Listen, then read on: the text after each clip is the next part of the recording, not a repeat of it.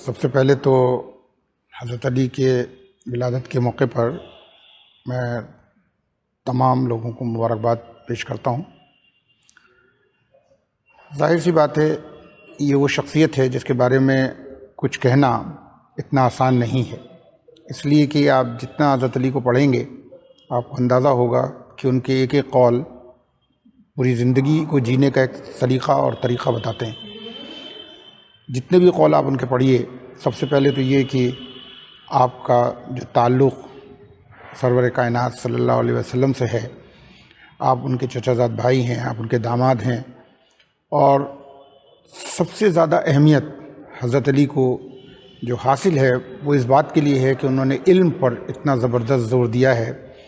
شاید دنیا کے سب سے پہلے سائنٹسٹ اگر کہا جائے تو وہ حضرت علی ہیں۔ ان کی ایک ایک بات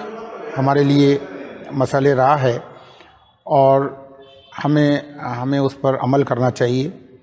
اور یہ دیکھنا چاہیے کہ انہوں نے کیا کہا ہے، اور چھوٹی چھوٹی باتوں کو بھی اگر آپ ذہن میں لائیں تو آپ کو اندازہ ہوگا کہ ہم ان کے ایک ایک قول کو اگر اس پر عمل کریں تو شاید ہم اپنی زندگی کو بہتر بنا سکتے ہیں۔ میں نے جتنا پڑھا ہے حضرت علی کو، اندازہ یہی ہے کہ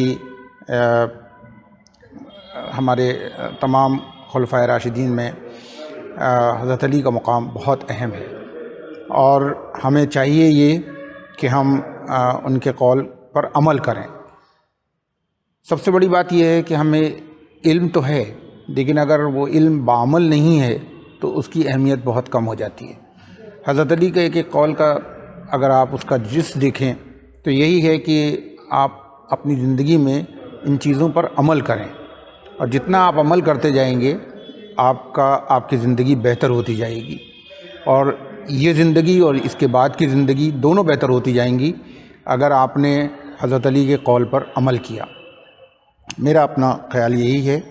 کہ یہ وہ موقع ہے جب ہم کو سال میں ایک دفعہ نہیں بلکہ پورے سال ہم کو ہر وقت حضرت علی کے جو مشاہدات تھے، جو ان کا علم تھا، جو انہوں نے لوگوں تک پہنچانے کی کوشش کی، اس کو اگر آپ پڑھتے رہیں تو یہ علم تازہ رہتا ہے۔ جیسے وہ کہتے تھے کہ جو شخص رات میں سونے سے پہلے اگر سورہ بقرہ کی آخری دو آیتیں پڑھ کر سوئے گا تو اس کی زندگی بہتر ہوتی جائے گی، اور یہ عمل اس کا زندگی میں شامل ہونا چاہیے۔ اسی طرح سے ہر چیز کو انہوں نے علم حاصل کرنے کو، جب حضور نے کہا کہ میں علم کا شہر ہوں اور حضرت علی اس کا دروازہ ہیں، تو اس سے ہی ظاہر ہو جاتا ہے کہ علم کی کیا اہمیت حضرت علی کے یہاں تھی، اور حضرت علی نے اس کو لوگوں تک پہنچانے کے لیے کتنی محنت کی۔ آپ نے اپنی تعلیمات میں سب سے نمبر 1 پر جو چیز رکھی وہ علم کو رکھا، اور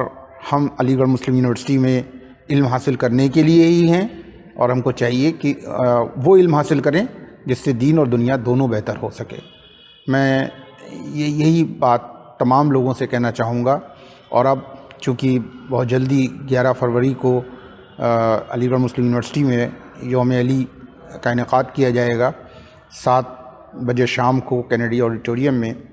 یہ پروگرام ہوگا، اور میری درخواست ہوگی کہ تمام لوگ اس موقع پر اس محفل میں شرکت کریں اور ثواب حاصل کریں، اور پھر جو بات وہاں کہی جائے اس پر عمل کرنے کی کوشش کریں۔ بہت بہت شکریہ۔